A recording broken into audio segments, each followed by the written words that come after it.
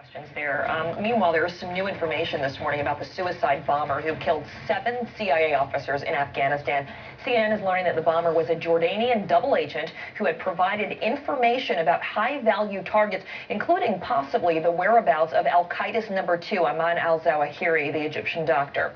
Well, the bomber was met off-base by a U.S. intelligence official who failed to search him before driving him onto the CIA post. Joining me to discuss this live is Jamie Smith, former CIA officer and CEO of SCG International. It's a private intelligence company. Also, Sam Faddis, former CIA Mideast station chief and author of Beyond Repair, The Decline and Fall of the CIA. Great to have both of you with us this morning.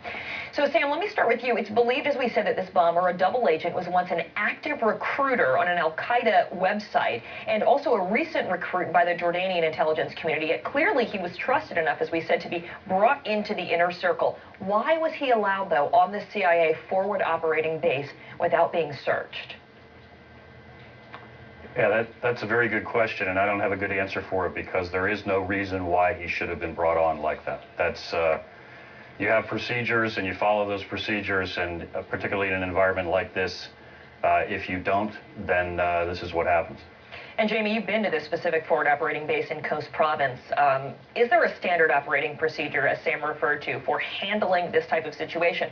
I mean, obviously they have to deal with sources passing on sensitive information, and they have to balance that with, not offending or keeping that relationship going, but at the same time, putting safety first. Good morning. Good to be with you. First, our condolences to the family, friends, and loved ones of those that lost loved ones in the attack. And certainly, yes, there are SOP, standard operating procedures for getting into a facility like this. Yeah, that's nothing that I can go into on the air, but there are, and they were obviously overlooked. But what this points out, though, is that that maybe this wasn't necessarily a mistake, but what we've got is a very cunning and resilient enemy, and that this was a well-planned operation, and that it highlights the fact that this is a global war on terrorism, because we've got Jordanian involvement, we've got Pakistani involvement taking place in Afghanistan, and we can't ignore the fact that this is a global war, and that it is not merely just a contingency operation overseas. And but there definitely are procedures for taking care of this sort of interaction between an agent and an officer, and so yes, there are those steps in place. And in this situation, as we know, tragic consequences when they were not apparently followed here. But Sam, Jamie brings up a good point as well, talking about the fact that, we have a cunning enemy, as you put it. A former intel official is saying that these double agent operations are actually really complex. And the fact that al-Qaeda or the Taliban, their Pakistani Taliban claiming responsibility as well, can pull this off shows that they are not really on the run, that they have the ability to kick back and think about these things. What does it say about the strength of the enemy that we're fighting in Afghanistan? Well, I think that's exactly right. You're talking about some people that are extremely dangerous, extremely capable, and that's the reason why you can't relax. You cannot say we trust somebody and therefore we're not going to search him, we're going to bring him into the base. You got to be on your guard at all times.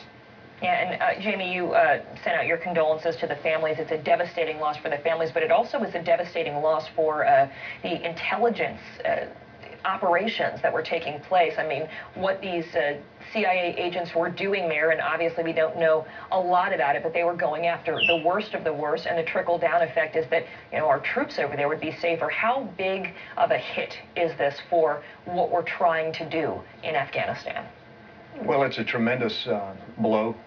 This is the worst loss that the agency suffered probably since the Beirut embassy bombing in '83.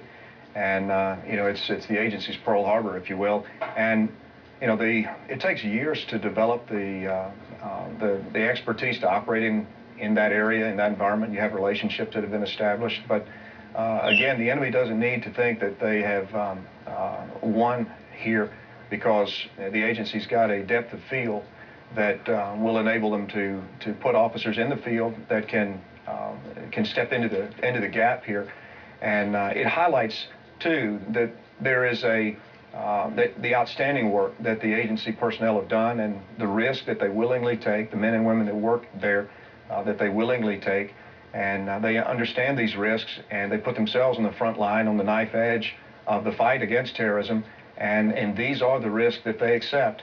So, you know, the work not only is done by the agency, but it's also done by contractors who support them.